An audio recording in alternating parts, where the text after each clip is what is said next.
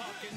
We ain't playing over here in LFG. Haters gonna say, we from LFG, boy. We take you to the moon.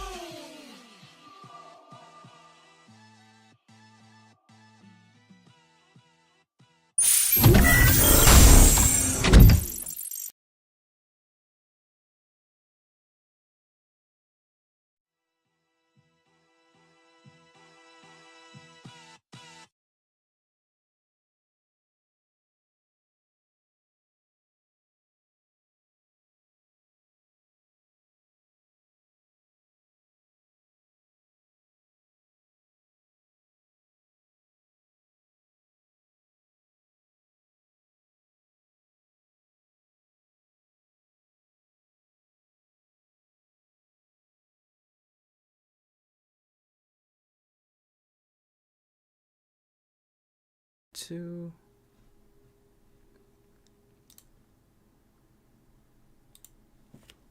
All right, folks. Hello and welcome to episode 22 of Mission Control, where we bring you the news on all things LFG, all of our partners, and a few news articles from the wider Web3 world, or even Web2 sometimes, depending on how the world spins that day. But we're gonna kick things off today with DataGram, because as you might have already known, or maybe you're even one of the few lucky ones who got their hands on the DataGram core node during the pre-sale, but you have not. The public sale is live now, so you can get your node at any time. And these core nodes are the backbone of the ecosystem, as they will be keeping the lights on, so to speak, and more than a few other crucial operations, all while maintaining true transparency and truly doing what blockchain is supposed to do. You can learn everything about these core nodes, what they do, and what DataGram is about by going to the link in the description. And now to top it all off, DataGram has announced Quest 2, as the entire community is on a mission to share DataGram with the rest of the world. And you can participate too, because it is very simple and is outlined fairly well in the announcement, which is right here. I know it's not very visible. Give me just a second. And so the participation is simple. All it takes is generating your referral code in the DataGram Discord and inviting your friends and family. And each successful invite will get you 1 engage point. And the DataGram marketplace will operate using these engage points for you to redeem them for a variety of things and rewards. And link to the DataGram Discord is in the description. And the channel you're looking for is community updates. Let's see. Next up, we got something even more exciting because we have Helix news today. While it is just one update, it is quite a big one, so let's take a look at the first iteration of the Helix roadmap, which will take us all the way to Q2 2026. So we're starting off in Q3 2025.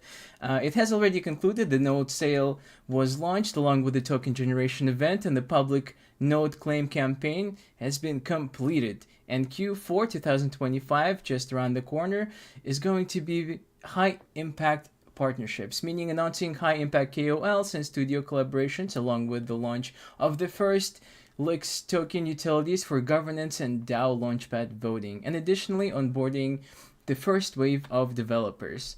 Next up, Q1 2026, and it is a little wild to be talking about 2026. Kind of wild that we're in 2025 anyway, but the Q1 is going to be the creator era, because digital doubles and creator tools are at the top of the list, with overall expansion and decentralization an overall expansion of decentralized compute and storage infrastructure. And it is going to be a busy quarter at Helix, because we're not even halfway through the list. So the cross-chain asset marketplace, major Web2 and Web3 marketing campaigns, expansion of game studios, and beta launch of developer matchmaking tools, and the beta rollout of player governance and voting systems. And the last one is going to be Q2 2026. The second quarter will be very important for Helix, as they're planning the full public launch. That will bring Web2 and Web3 game distribution, integrated streaming, and marketplace, along with full AI digital double integration for onboarding, coaching, and creator management, and complete developer monetization suite, and most importantly, a global marketing and PR campaign. So with that said, I would like to move on to Valley because another week, another weekly Valley tournament, and better yet, we got a few patches. These are a little old, but I would like to cover them anyway. And with the season 2 in full swing, we have seen quite a few games come and go. We've seen entire populations of moles being absolutely slaughtered, and we've seen people struggle against darkness in the game called Death by Darkness. And we've also seen the new game featured last week, and there's a stream for that. If you have not seen it yet, go check it out. And before we get into the details, I would like to acknowledge what Valley is doing right now and how, once again, they are going in the right direction and they are indeed putting their tickets where their mouth is. So Valley folks have been building and creating harder than you can imagine, and we are starting to hear what is going on from Johnny himself. Valley has been onboarding 2 very talented and experienced professionals to join their team, and they're going to take the CMO and CTO positions. Huge news, but this is all we know for now, and Johnny will share more when the time is right. And now let's talk about the metrics they're looking to set. First off, they're looking to get enough liquidity in their war chest to properly launch with maximum impact, and the second is a minimum monthly active users, also known as MAU or MAU if you are a feline watching the stream. These metrics are based on conversations with advisors and such, and you might be thinking it is far from normal in the space because it very much is, but Valley is going to make sure everything goes absolutely right for their TGE, at least in my opinion that is. And we are here sorry, my bad guys. And we are to hear about all of the marketing and technical strategy in due time. And now let's talk about the patches because we got a few of those. And it's not the patches you put on your jacket. These are game patches, and these are long awaited indeed. We even got to try them out during the few previous streams, and all of them have been great. I feel like they've been received well, and more so, I would also say they're needed if anything else. So first off, we got Flutter version 1.2. I'm gonna scoot over just a little bit. And it is live now. We have a few quality of life upgrades and bug fixes, all long awaited. So the new visual indicator of invincibility, it is the shimmering ring that goes around your character, making it a whole lot easier to see yourself. And in order to restart your run, you now have to press the X button to start, but after a short period of time after death.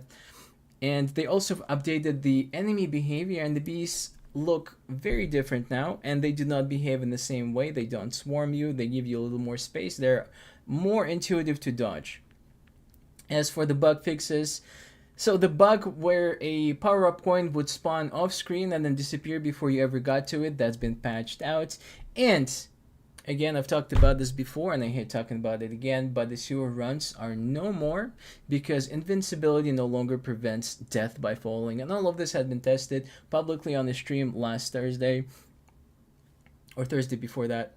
But the point is, all of these updates are great and all, and we do have another one coming in because Space Battle version 1.1 is here as well. So the new power-up expands the size of your paddle for 12 seconds. Very useful considering there are people like me who cannot bounce the dang ball off the paddle.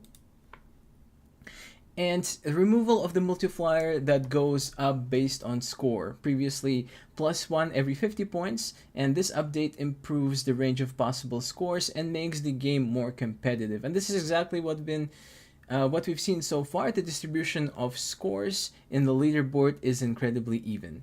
And improvement to performance and visual effects, the game does look a little crisper, and power-ups now grant 4x points instead of the old 2x, and scoring on your opponent now grants 6 points instead of 3.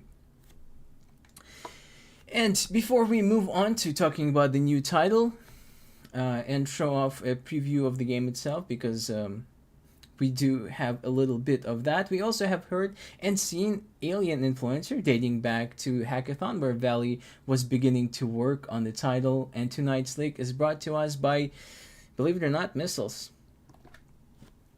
And yeah, that checks out because here you can witness the space saucer and all of its glory, raising this city. And quite honestly, it must be a hell of an influence on the people, if you know what I mean. And so far, we are seeing the saucer itself peppering the city with missiles. And we also get a bit of UI to look at and speculate. There is a descending timer in the upper right corner, meaning timed rounds.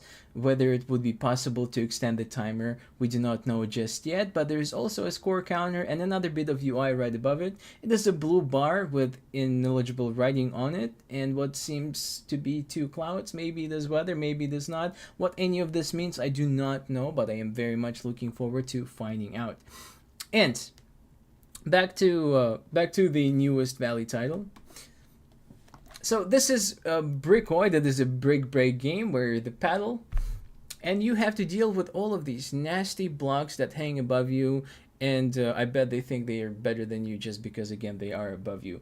The goal is fairly simple. You have to beat the levels. You have to survive. You can only drop the ball so many times. You start with 3 lives and you can get more as you progress through the game. There are positive power-ups, there are negative power-ups, but so far the game has been fun. And honestly, there should be more brick break games. We've seen a lot of these titles come back. We've seen Tetris make a huge comeback. We've seen Pac-Man, etc., etc. Even Frogger got a second life, but not brick break. Come on, guys. We need more actual brick break games. So, folks, if you do want to get these updates first before anybody else, and in some cases even before Mission Control, you gotta go join the Valley Arcade Discord, because that's where all the news are. That's where you get to interact with people from the community, like-minded individuals, and on top of that, folks from the Valley team, including Johnny himself. Now, next up, we have Metaflora. Because Metaflora is spearheading innovation in the cannabis industry through a blockchain-based system that records and verifies genetic fingerprint of every cannabis strain. But you already know that, so let's talk about Metaflora Certified and what it does. So Metaflora is bringing a new standard of trust to cannabis industry through genetic verification and lineage tracking, powered by their very own Layer 1 blockchain called FloraChain. First off, they got on-chain DNA registry, meaning every cannabis strain gets a secure, lab-verified genetic fingerprint that is stored immutably on FloraChain. This gives breeders permanent proof of ownership, lets consumers verify authenticity, and provides regulators and researchers with tamper-proof source of truth. Now, this one is more important for the consumers, I feel like, and these are the QR codes for authenticity checks. Certified products carry a QR code that instantly reveals their genetic profile, breeder info, testing data, and even terpene and cannabinoid content. There is also full lineage tracking because breeders can log parents, strains, and crosses, creating a verifiable breeding history, ideal for IP protection, licensing, and royalty tracking through smart contracts. And smart contracts are just great. Completely trustless if done right. All of it just works the way it's supposed to without having to rely on a third person. Anyway. And the last thing on the list is IP protection for breeders. Things like digital certificates, proof of origin records, and DAO-based verification safeguard genetics from theft, counterfeiting, and mislabeling. And the bottom line is that Metaflora is building blockchain infrastructure that ensures every cannabis strain can be verified, traced, and protected, giving breeders and consumers in the entire industry the trust it's been missing. And better yet, they're doing it on blockchain, right? So next up, we have some news from around the world, including Web3 and Web2. Some of the things that I really want to talk about, and I feel like they're very important. First off, we got... Here, let me throw the image on screen so you can have a little more context as to what is going on. Screven County anchors election results on Bitcoin blockchain. Because in a groundbreaking move for election security, Screven County, Georgia, get it, the peaches? Peaches are the Georgia thing. They got really good peaches over there. Becomes the first in the nation to anchor its 2024 election results on the blockchain. Results into the Bitcoin blockchain. Working with simple proof and using the open timestamps protocol, the county embedded a cryptographic timestamp in Bitcoin block 869,047, creating an immutable, verifiable record while keeping voter data private. Fast, affordable, and seamlessly integrated into existing systems, this method does not replace traditional audits, it reinforces them. And as a spotlight spotlighted at Bitcoin 2025, the technology shows promise far beyond elections, from protecting official records to securing archival data. And the broader implications here are that the initiative showcased at Bitcoin 2025 has sparked interest in expanding blockchain-based verification beyond elections to public records, contracts, archives, and government documentation, all of which is absolutely great. Now, next one. Next one is also fairly important. We do have an image as well. These are wrenches. You are seeing them, right? Because rising wrench attacks target crypto holders, because a chilling warning from Alona Vranova, founder of Satoshi Labs, who revealed that at least one Bitcoin or crypto holder is kidnapped each week somewhere in the world, often tortured and extorted for their private keys. Broader vulnerability, meaning these attacks, known as wrench attacks, don't just target high net worth individuals. Even small investors holding $6,000 worth of crypto have been targeted and have been murdered over 50,000 in crypto. And attack frequency is rising sharply, with 2025 on track to double previous record for physical assaults on Bitcoin users. And centralized data leaks are fueling the threat, because over 80 million Bitcoin and crypto user identities have been leaked online, and 2.2 million of these include home addresses, making it easier for criminals to locate and target victims. So folks, make sure you stay safe. Make sure you do not tell people where you live, at least people you don't want to know. Make sure your crypto is stored safely. Do not be saving your private keys on your computer. Make sure they stored preferably in a safe, maybe on a piece of paper, but better yet on a crypto steel of some sort. But yeah, that's all I have for today. Looking forward to the next episode. There's also going to be another Valley Weekly Tournament stream this Thursday. Thanks so much for tuning in, and we'll be seeing you around. Okay, bye.